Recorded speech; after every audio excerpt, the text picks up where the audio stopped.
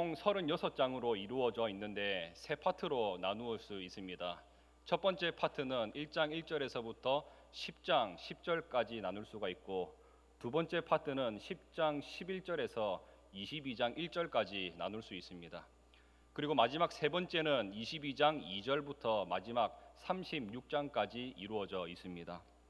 더 쉽게 얘기하면 1장부터 10장이 첫 번째, 그리고 10장부터 21장이 두 번째 파트, 22장부터 마지막 36장까지가 마지막 세 번째 파트입니다. 첫 번째 파트는 1장 1절에서 10장 10절까지인데 내용은 무엇이냐? 이 시내산에서 있을 때입니다.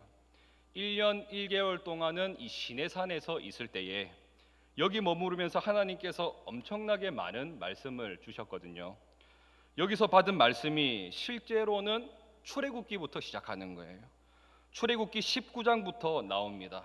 출애굽기 19장부터 출애굽기 40장까지, 그리고 레위기가 총 27장까지 구성되어 있는데 27장 전체, 그리고 민수기 1장부터 10장 10절까지 이 굉장히 긴 시간이 이 시내산에서 머물러 있을 때에 이스라엘 백성들이 받은 말씀입니다. 이 한마디로 말해서 지루해요. 이 머물러 있어서 말씀만 하니까 지루해요. 여기를 못 읽어서 모세오경이 못 넘어가는 것입니다. 출애굽기 19장부터 시작해서 민수기 10장 10절 여기 싹 빼놓고 읽으라 그러면요 금방 읽을 거예요. 오늘 본문이 이 지루한 본문이에요. 얼마나 어려운 설교를 준비하셨는지 아시겠죠? 여러분들도 동참해 주십시오.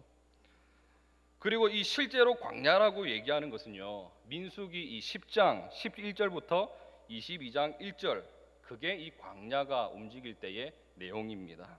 얼마 안 되는 거예요. 신명기에 보면 10하루길이에요. 그 정도밖에 이제 안 됩니다. 나머지 38년은 어디에 있었냐?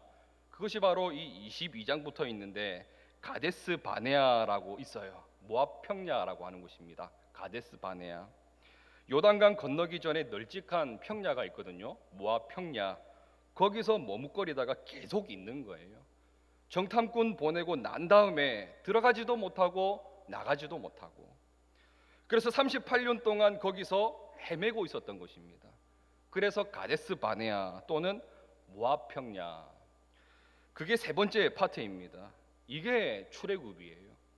실제로 이 출애굽의 시간은 긴 시간이 아니었고 그냥 헤매다가 보낸 시간이에요.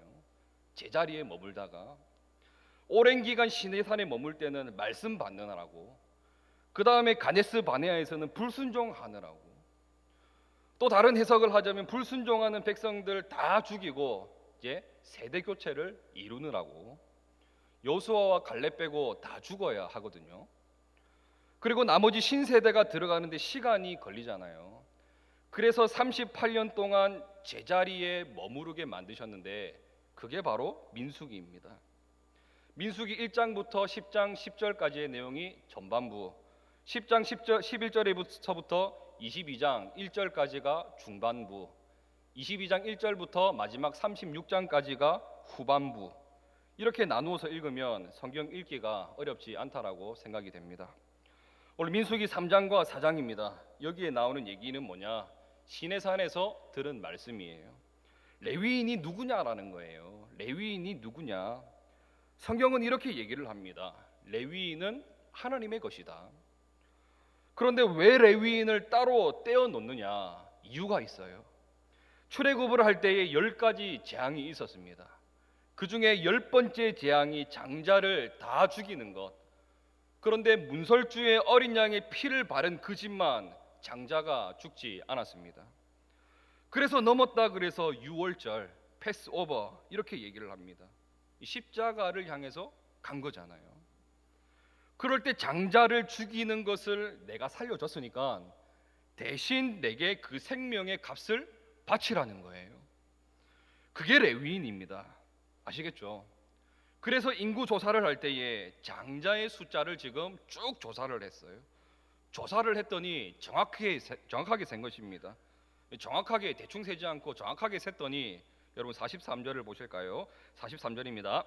1개월 이상으로 계수된 처음 태어난 남자의 총계는 22,273명이었더라.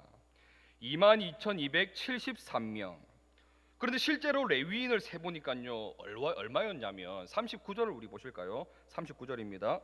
모세와 아론이 여호와의 명령을 따라 레위인을 각 종족대로 계수한즉 1개월 이상 된 남자는 모두 22,000명이었더라.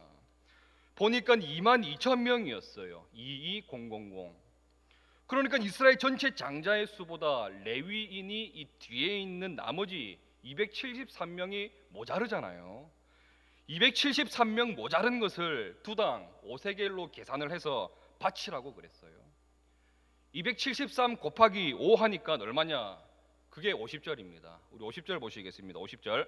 곧 이스라엘 자손의 처음 태어난 자에게서 받은 돈이 성소의 세겔로 1365세겔이라. 1365세겔. 또 수학 얘기하니까 힘드신 건 아니시죠? 예. 아주 간단한 겁니다. 장자의 숫자를 세고 장자만큼 다시 하나님께 바치래요. 그래서 그 바친 내용이 레위인이었는데 그 레위인들이 숫자가 모자랐습니다. 얼마가 모자랐다고요? 273명이. 그래서 두당 5세겔씩 계산해서 레위인 22,000 플러스 그 다음에 273 곱하기 5 해서 1365세겔을 하나님 앞에 드리라. 이 원리라는 거예요. 이게 왜 이렇게 중요하냐? 중요하죠. 우리는 이렇게 생각하죠. 야, 하나님 참 치사하지 않습니까? 뭘 일일이 다 받으려고 그러세요. 그런데 이게 십자가의 원리입니다. 예수님의 십자가로 말미암아 내 죄값을 치를 수 있다라는 것을 보여주는 중요한 원리라는 거예요. 그래서 값을 치르면 된다. 이것을 보여주고 있는 것입니다. 그래서 하나님께서 우리에게 죄값을 치를 수 있다라는 것을, 이 생명값을 치를 수 있다라는 것을 보여주기 위해서 이런 제도를 우리에게 알려주고 있다라는 거예요. 그래서 값을 치르라 두 가지죠. 레위인 플러스 속전, 이게 값을 치르라는 것입니다. 여기에 적용되는 메시지를 두 가지 여러분 들 수가 있습니다. 첫 번째는 당연한 것이죠. 하나님은 우리를 사랑한다라는 것이고, 두 번째는 사랑하면 길이 보인다라는 거예요. 오늘은 이 두 가지 이 순서대로 살펴보면서 이 기독교의 큰 퍼스펙티브스를 우리 한번 살펴보도록 하겠습니다. 여러분, 사랑하면 일단 복잡해집니다. 한번 생각해 보세요. 왜 하나님께서 우리를 이렇게 복잡하게 만들었냐면 사랑하기 때문이에요. 여러분 예를 들어서 죄인이 죽는다. 그러면 여러분이 어렵지 않는 거예요. 이게 율법입니다. 죄인이 죽는다. 죄의 삭은 사망이고 죄인들은 다 죽여버린다. 법대로 한다, 원리대로 한다 그러면 말끔한 것입니다. 우리 인간은 다 죽어야 되는 거예요. 그럼 무슨 예배도 없고 법대로 했으니까 항의도 없고 여러분 깨끗할 거 아닙니까? 그런데 법대로 안 합니다. 원리대로 안 합니다. 이유가 뭐예요? 하나님께서 우리를 사랑하시기 때문에. 여러분, 사랑하지 않으면 단순해지는 거예요. 사랑 없는 데 가보세요. 간단해요. 법대로 처리한다 그러면 일사천리로 되는 거예요. 그런데 사랑이 들어가는 곳에는 무조건 복잡해지는 거예요. 사랑은 그렇게 쉽게 해결할 수 없다라는 것입니다. 여러분, 사랑해 보셨습니까? 복잡해지는 거예요. 예를 들어서 여러분들 사랑하는 사람과 이 교제를 한다고 한번 생각해 보십시오. 그러면 약속 시간 늦으면 사랑이 없는 사람과 만났다고 생각하면 약속 시간 5분 늦으면요, 그럼 가버리면 되는 거예요. 가버리면. 그런데 사랑해 보십시오. 처음에는 늦네 하고 욕을 하다가 1시간 지나면 걱정을 하고 무슨 사고가 난 거 아닌가 또 화났다가 걱정하고 이렇게 3시간을 기다릴 수 있는 것이 사랑이라는 거예요. 사랑해지면 복잡해집니다. 우리 아들, 딸, 자녀 중에 망나니가 있다고 한번 생각해 봅시다. 망나니가 있어요. 망나니 딸이 있어요. 사랑이 없는 사람은 간단히 얘기하는 거예요. 저거 그냥 호적에서 그냥 파버리라고, 지워버리라고 그렇게 얘기하는 거예요. 그리고 또 얘기해요. 저거 이번에 용서하면 또 속 썩일 거라고, 저거 평생 속만 썩일 거라고. 여러분, 틀린 얘기입니까? 맞는 얘기입니까? 대부분의 여러분 객관적으로 볼 때는 맞는 얘기예요. 되게 그 얘기가 맞는 얘기예요. 그런데 부모는 그렇게 못하는 거잖아요. 왜 그렇죠? 사랑하기 때문에. 그래서 사랑하면 복잡해지는 것입니다. 꼬이는 거예요. 그래서 아픔이 오는 것이고 말도 안 되는 애를 품고 가는 것입니다. 사랑하기 때문에. 하나님이 우리를 사랑하십니다. 사랑에 대해서는요, 이유가 없는 거예요. 사랑하는데 이유가 없어요. 모릅니다. 그냥 사랑한다. 그러면 그냥 사랑하는 거예요. 그냥 우리를 사랑하시는 거예요. 젊은 남자가 있어요. 젊은 남녀가 이런 이유 때문에 헤어져야 되겠다. 자꾸만 이런 얘기를 합니다. 그런 이유 때문에 그런 문제가 있고 저런 이유 때문에 헤어져야 된대요. 자꾸만 이렇게 이유가 나오는 이유가 뭔지 아세요? 사랑이 식었기 때문이에요. 사랑은 이유를 묻는 게 아니거든요. 이유를 묻는다라는 것은 이 사랑이 식은 거예요. 사랑이 식으면 그 사람의 약점이 눈에 들어오는 것이거든요. 문제를 찾아내는 것입니다. 문제는 사랑에 있는 것이지 이유는 문제가 아니라는 거예요. 이유를 찾는 것이 사랑이 없는 행동이라는 것입니다. 진짜 사랑하면 이유를 찾지 않습니다. 이유가 전혀 없어요. 중요한 메시지입니다. 하나님이 우리를 사랑하십니다. 이거예요. 우리를 진짜 사랑하신대요. 하나님이 사랑하십니다. 그래서 우리를 구원시킬 수 있는 길이 안 보이는데, 답이 안 보이는데 사랑하면 그 길을 찾아낸다라는 거예요. 그 길을 찾아내요. 지금 길을 주시잖아요. 이스라엘 백성들을 살릴 수 있는 길을 보여주시잖아요. 그게 바로 뭐예요? 어린 양의 피를 문에 바르는 것, 패스오버하는 것, 유월절, 그리고 그 값으로 레위인을 바치는 것, 갚는 길, 또 속전으로 갚는 길을 하나님께서 보여주시는 거예요. 사랑하면 길을 찾아낸다라는 거예요. 마가복음 2장에 보시면 중풍병자들이 있습니다. 중풍병자들의 친구들이 4명이 예수님께 데리고 가면 고칠 수 있다라는 확신을 가졌어요. 예수님께 가려고 그랬더니 길이 막혔어요. 사람이 너무너무 많아가지고. 사랑이 없으면 어떻게 되는 줄 아세요? 내가 할 만큼 했다라는 거예요. 웬만큼 했다라는 거예요. 그냥 돌아갈 거 아닙니까? 근데 진짜 사랑하고 믿음이 있었습니다. 예수님께 가면 고친다는 믿음, 이 믿음과 사랑을 가지니까 길 찾아내잖아요. 이 지붕을 뜯어내리는 것.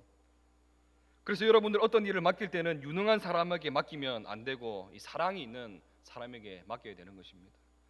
사랑이 있는 사람에게 맡기면 해내는 거잖아요. 아무리 어렵고 또 가난해도 어머니는 자식을 키워내잖아요. 그런데 유능하고 지식 있고 뭐 다 갖춘 사람이 있다 하더라도 어머니 아닌 사람들은요, 애 키우기 힘듭니다. 아무리 어려운 일이 있다 해도 여러분 어머니는 자기 자식을 키워내는 거예요. 사랑은 길을 찾아내기 때문에 그렇다라는 것입니다. 하나님께서 죄로 인해서 우리가 멸망받을 수 없는 존재이지만 살릴 수 있는 길을 내시잖아요. 그 길이 뭐예요? 독생자 예수 그리스도를 죽여서 그 핏값으로 씻어내면 살 길이 있구나.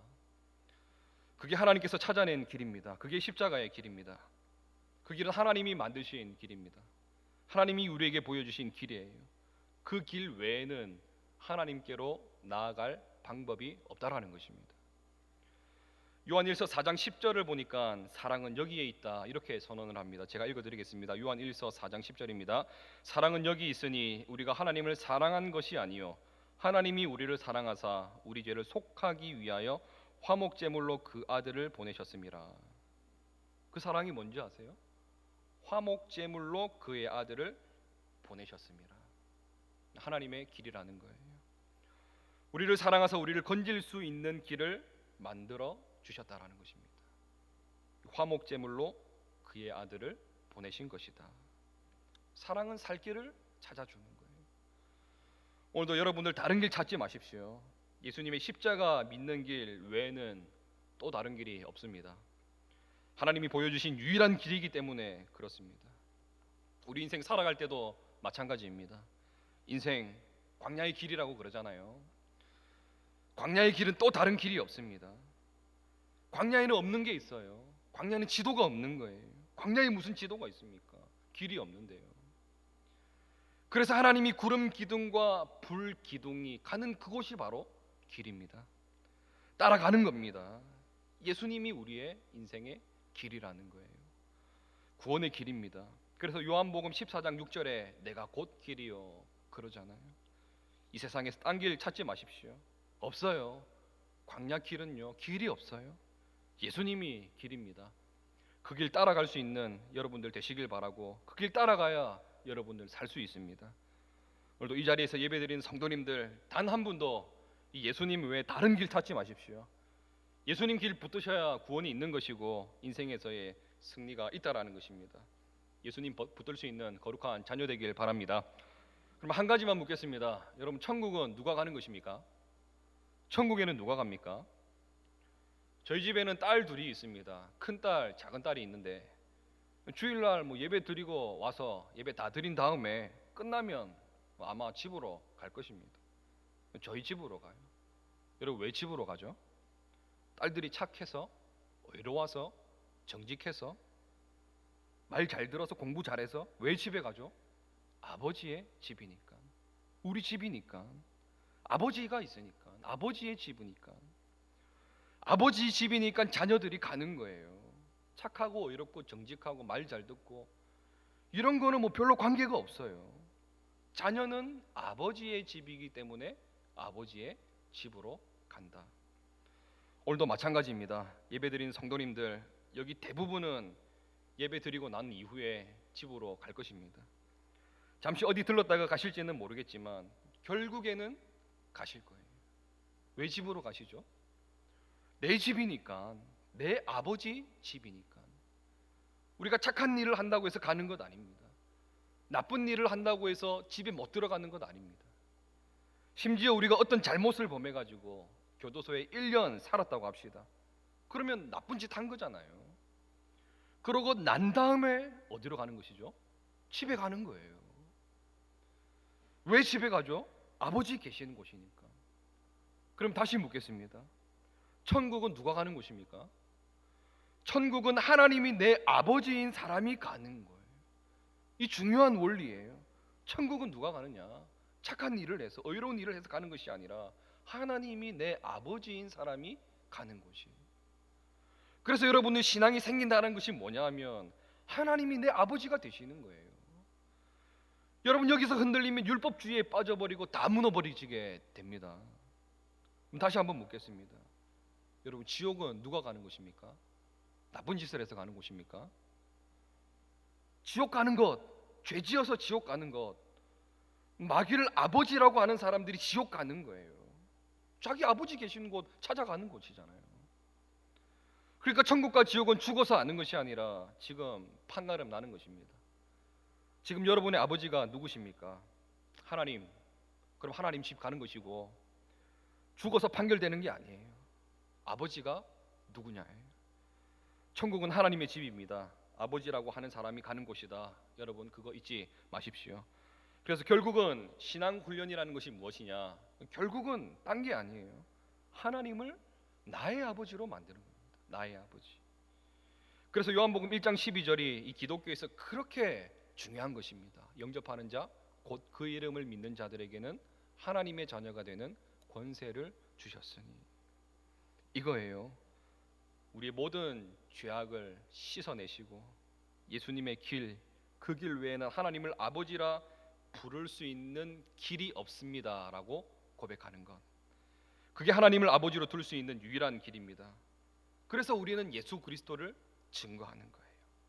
오직 예수님만을 외치는 거예요. 그거 외에 딴 거 있으면 여러분들 다 무너지는 것입니다. 여러분의 수준의 문제 아닙니다. 내가 어느 정도의 수준에 있는 것인가? 여러분, 예수님 믿는 것이 더 닦는 거 아니잖아요. 적선, 선을 쌓는 거 아니잖아요. 공로사상 아니잖아요. 예수님 믿어서 나 많이 착해졌어. 여러분, 그 싸움 버리는 거 아니잖아요. 이 자녀됨의 싸움입니다. 자녀됨의 싸움. 이 자녀되는 유일한 길은 예수님밖에 없다라는 것입니다. 성령님께서 우리에게 오셔서 하시는 것이 무엇이냐? 하나님을 아빠, 아버지라고 부르는 거예요.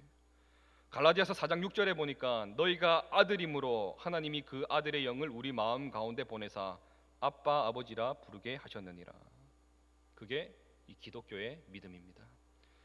여러분, 하나님을 모시고 아버지로 모시는 이 자녀됨의 축복이 임하기를 바랍니다.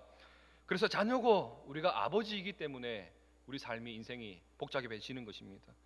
그래서 하나님의 자녀 아닌 사람들이 이 교회를 보면요, 이건 뭐 맨 이상한 사람들만 모여 있는 것 같아요. 이유가 뭐냐면 착한 사람들도 있지만 여러분 교회 안에도요 나쁜 사람들 모여 있잖아요. 제 3자가 볼 때는 그래요. 야, 어떻게 저런 사람들도 다 있나? 왜 저런 인간을 아들로 두냐고, 왜 저런 인간을 딸로 두냐고, 저 호적에서 그냥 말소시키라고. 그런데 가슴 아파하면서 또 용서하고 품고 이끌고 나아가는 부모의 심정하고 똑같은 거예요. 제3자가 백날 떠들어봐야 이 자녀됨의 권세를 갖고 있는 사람보다 못하는 거예요. 아무리 착하고 아무리 멋지고 공부를 잘해도 여러분 우리 집 자녀들보다는 못한 거잖아요. 뭐 있으면 우리 집 자녀들 챙기는 것이지 여러분 제3자 구경꾼들에게 뭘 그걸 주겠습니까? 안 주는 겁니다. 그게 자녀됨의 권세예요. 자녀됨의 권세. 출발은 하나님의 자녀에서부터 시작되는 것입니다. 신분 의식이에요. 수준은 그 다음의 문제예요. 이 신분의 의식, 이 하나님의 백성의 모습이라는 것입니다. 그래서 교회는 복잡합니다. 성도님들도 복잡해요. 왜 이렇게 복잡한 곳이냐? 사랑이 있기 때문에. 오히려 사랑이 없는 군대 같은 이런 데는요 말끔한 거예요. 법대로 처리하면 다 되는 것입니다. 근데 가정은 복잡한 것이, 교회도 복잡한 것이 사랑하기 때문에 그래요. 그래서 여러분들 좀 나이 들고 사람에게 상처 많이 받은 사람들이 그러죠. 나 다시는 사랑 안 해. 그 이유는 뭐냐면 사랑하면 복잡하다는 것을 몸소 다 겪었기 때문에 다시는 사랑 안 한다. 교회도 쉽지 않습니다. 사랑이 역사하는 곳이기 때문에 복잡해도 그것 붙들고 나아가야 구원이 있습니다. 그러면 그 다음 단계, 그러면 우리가 하나님을 사랑한다 그러면 다 알고 아느냐? 아니죠. 믿고 가는 것이죠. 믿고 가는 거예요. 그래서 하나님과의 동행은 믿음입니다. 믿음. 우리가 예수님과 동행하면 그 길 믿고 가는 거예요. 그게 신앙생활이에요. 지금 신앙에 대한 큰 퍼스펙티브스를 예비하고 있는 것입니다. 그게 신앙이에요. 우리가 믿는다고 하지만 우리 인간이 얼마나 일관성이 없느냐. 믿는다고 하면서 또 모순이 되게 많아요. 저는 그것을 심청이 패러독스라고 말하고 싶은데, 여러분 심청이 아시죠? 심청이 아버지가 시각장애인입니다. 아버지의 이름이, 죄송하게도 저도 이 개정되기 이전에 이 책을 읽다 보니까 한 번만 딱 표현하겠습니다. 신봉사입니다. 신봉사. 저도 이 심시각장애인 이렇게 아무리 생각해도 자 이렇게 느낌이 좀 안 오더라고요. 신봉사. 아버지가 시각에 장애가 있으신데 눈 뜨는 거 여러분 어떻게 하면 된다 그러죠? 그 소설의 배경에 의하면 공양미 300석만 있으면 아버지의 눈을 뜨게 되는 거예요. 그래서 공양미 300석을 위해서 이 심청이가 빠져 죽잖아요. 그때 심청이의 마음 가운데 무슨 믿음이 있었습니까? 내가 공양미 300석을 바치면 이 아버지의 눈을 뜨게 될 것이라는 믿음이 있었어요. 그거 없었으면 안 했겠죠. 그 믿음이 있었으니까 자기가 빠져 죽었습니다. 그러다 빠져 들어갔더니 용궁에 들어가가지고 왕비가 된 다음에 나중에 아버지를 찾으려고, 아버지를 찾는다고 전국에 방을 붙였는데 이 방의 내용이 무엇이라고 붙였는가? 이 전국의 시각장애인들 다 모이라는 거. 전국의 시각장애인들 다 모이라는 거. 모순이죠, 모순. 만약에 진짜 아버지가 자기가 공양미 300석을 바치면 눈을 떴다고 믿었다면 제안을 해야 되는 거예요. 시각장애인이었다가 눈 뜬 사람 모이십시오. 이러면 맞는 거예요. 그렇잖아요. 자기와 믿었던 거와는 전혀 다른 얘기를 지금 하고 있습니다. 시각장애인들 다 오라는 거예요. 저는 심청이 패러독스가 우리 인생 가운데도 있다고 생각합니다. 하나님을 믿어요. 하나님을 믿기 때문에 우리가 여기까지 왔습니다. 믿어서 다 포기하고 희생하고 이신하고 왔어요. 그런데 행동하는 것을 보면 또 안 믿어요. 그게 우리 인생입니다. 마치 사도행전 12장에 나오는 베드로를 위해 기도했던 예루살렘 교회 성도들이 풀려나게 해달라고 기도해서 왔더니 미쳤다고 그런다고. 어떻게 나오냐고. 기도하고 안 믿는 것이죠. 하나님께서 여러분들이 기도하고 난 다음에 응답 주시면 깜짝 놀래가지고 와, 정말 들어주셨네, 이런 거하고 똑같은 거죠. 이게 우리 인생이라는 것입니다. 그래서 하나님을 믿고 의지한다는 것은 뭐냐? 믿는다라고 말하지 않고 이 동행이라는 말을 많이 씁니다. 목자와 양, 우리 그렇게 대단한 존재 아닙니다. 그래서 믿는다라는 것은 뭐냐면 주님을 신뢰하면서 같이 걷는다라는 거예요. 여러분들 어떤 결과를 들어야 되는 게 아닙니다. 믿는 표징을 보여달라는 게 아니라 믿음은 무엇이냐? 교회와 함께 걷는 것입니다. 예수님과 함께 걷는 거예요. 여러분, 이번 주가 내일 모레 우리 금요 부흥 기도회입니다. 다 나와서 여러분들 여호수아의 말씀을 가지고 부흥의 도구로 쓰임받게 해달라고 함께 동행하며 기도하며 나아가야 되는 거예요. 그랬을 때 같이 걷겠습니다 하고 오는 것이 여러분 믿음이라는 거예요. 동행, 그 길 계속 따라가면요 풍성해지고 승리가 있고 마지막에는 우리 아버지가 계신 우리 집이 있는 거예요. 아버지 집. 그게 신앙생활이라는 것입니다. 오늘 광야 생활에서 지금 이스라엘 백성들이 보여주는 하나님의 답이 바로 그것입니다. 우리 삶의 문제들, 문제투성이죠. 하나님이 우리를 사랑하셔서 길 만들어 주셨습니다. 그게 바로 뭐예요? 레위인과 속전으로 해결할 수 있는 길. 마찬가지로 예수님의 십자가라는 길을 우리에게 열어주셨습니다. 예수님 믿고 의지해야 됩니다. 천국은 누가 가는 것이죠? 하나님을 아버지라고 모시는 자녀가 가는 것입니다. 공로가 아니에요. 자녀가 되는 길은 영접하는 자, 곧 그 이름을 믿는 자예요. 예수님의 이름을 믿는 자, 그리고 믿는 자와 주와 함께 동행하는 것, 성령과 함께 동행하는 것, 그러면 능히 승리하고 마지막에 천국 백성이 된다라는 것입니다. 그게 신앙이라는 것. 여러분들도 그런 삶의 승리를 누릴 수 있는 믿음의 신실한 저와 여러분 됩시다. 다 같이 찬송가 421장을 힘차게 찬양하겠습니다. 찬송가 421장입니다.